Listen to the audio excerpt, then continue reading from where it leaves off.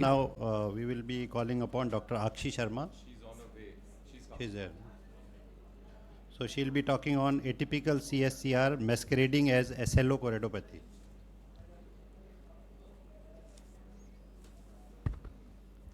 A very good evening, everyone. So today I'll be discussing a very interesting case of atypical CSCR masquerading as SLE choroidopathy.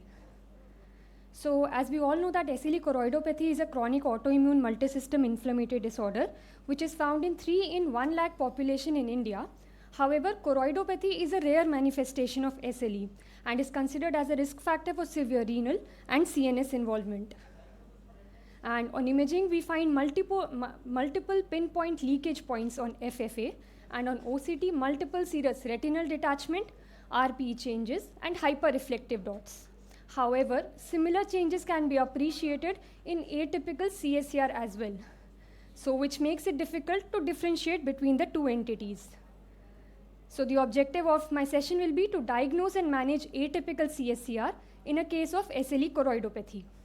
A 39-year-old female from Visakhapatnam, Andhra Pradesh, presented with chief complaints of left eye painless diminution of vision since 5 days. She was a diagnosed case of ANA positive renal SLE since 3 years and was on tab mycophenolate mofetil and tab bisolone 20 mg OD.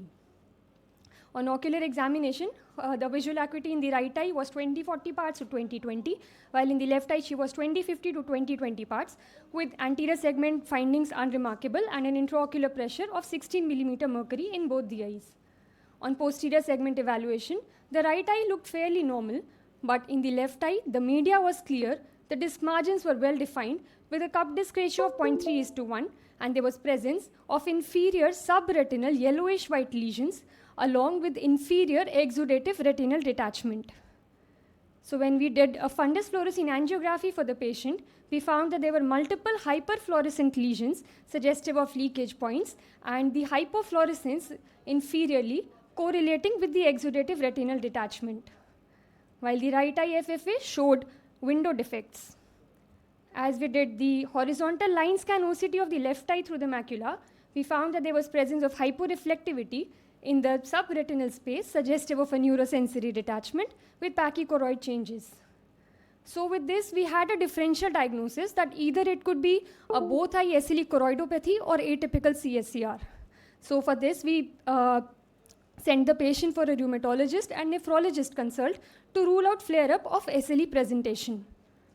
So the patient presented to us after 1 month, and it was gathered that the nephrologist had stopped the steroids to do a renal biopsy to confirm lupus nephritis and started the patient on rituximab. So when the patient had presented to us after 1 month, the steroids had been stopped and rituximab had not been started. And when we did the ocular examination, we found that the left eye visual acuity was 20/40 and there was resolution of the subretinal lesions along with the exudative detachment with organization of the fibrin.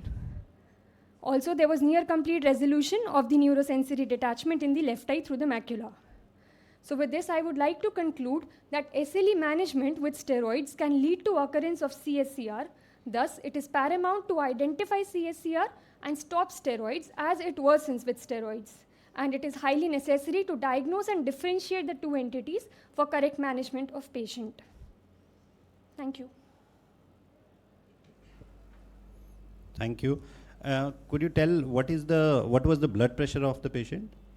Yes, we checked the blood pressure. I'm sorry, I did not mention it. It was normal. Because Yes, in such cases where even renal involvement is there, and if you carefully look at the fundus photo, there is arteriosclerosis and narrowing of the arterioles.